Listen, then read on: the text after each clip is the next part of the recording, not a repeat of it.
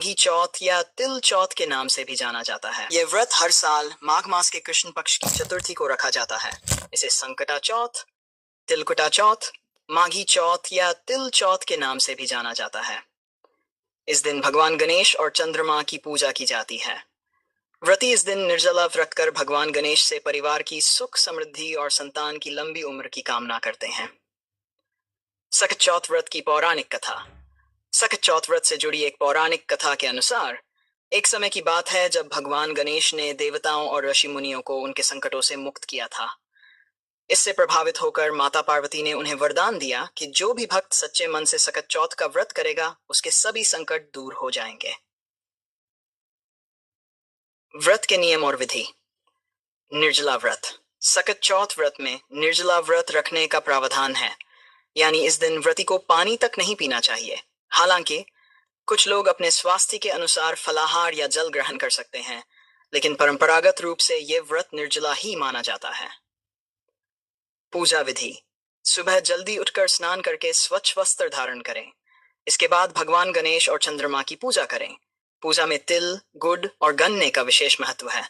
भगवान गणेश को तिल और गुड़ से बनी मिठाई का भोग लगाएं। शाम के समय चंद्रमा को अर्घ्य देकर व्रत का पारण करें।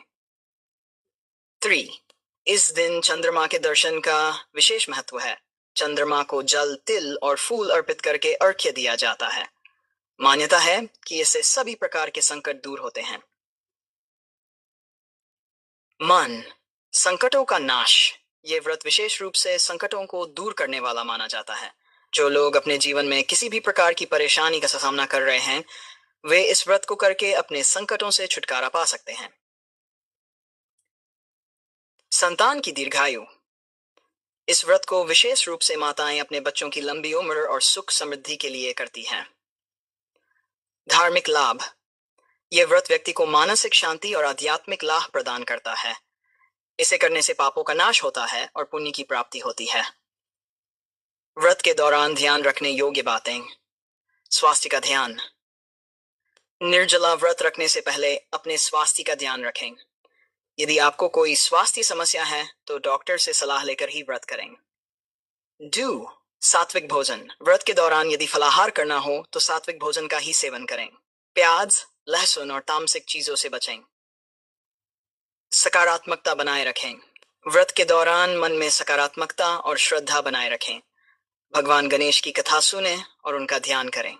सकट चौथ व्रत से जुड़े सवाल और जवाब। क्या व्रत के दौरान पानी पी सकते हैं? पारंपरिक रूप से सकट चौथ व्रत में पानी पीना वर्जित है। यह निर्जला व्रत माना जाता है। हालांकि कुछ लोग स्वास्थ्य कारणों से पानी या फलाहार ले सकते हैं। व्रत का पारण कब और कैसे करें? व्रत का पारण चंद्रमा को अर्घ्य देने के बाद किया जाता है। शाम को चंद्र दर्शन के बाद पानी या भोजन ग्रहण कर सकते हैं। व्रत में कौन कौन से भोजन वर्जित हैं? व्रत के दौरान सिख भोजन जैसे मांस, मदिरा, प्याज और लहसुन का सेवन वर्जित है। केवल सात्विक भोजन और फलाहार ही लिया जाता है। क्या पुरुष भी ये व्रत कर सकते हैं? हाँ, सकट चौथ व्रत पुरुष और महिलाएं दोनों कर सकते हैं। इस व्रत का लाभ सभी को मिलता है। सकट चौथ व्रत हिंदू धर्म में एक महत्वपूर्ण पर्व है जो भगवान गणेश और चंद्रमा की पूजा के लिए जाना जाता है। यह व्रत संकटों से मुक्ति और संतान की दीर्घायु के लिए रखा जाता है।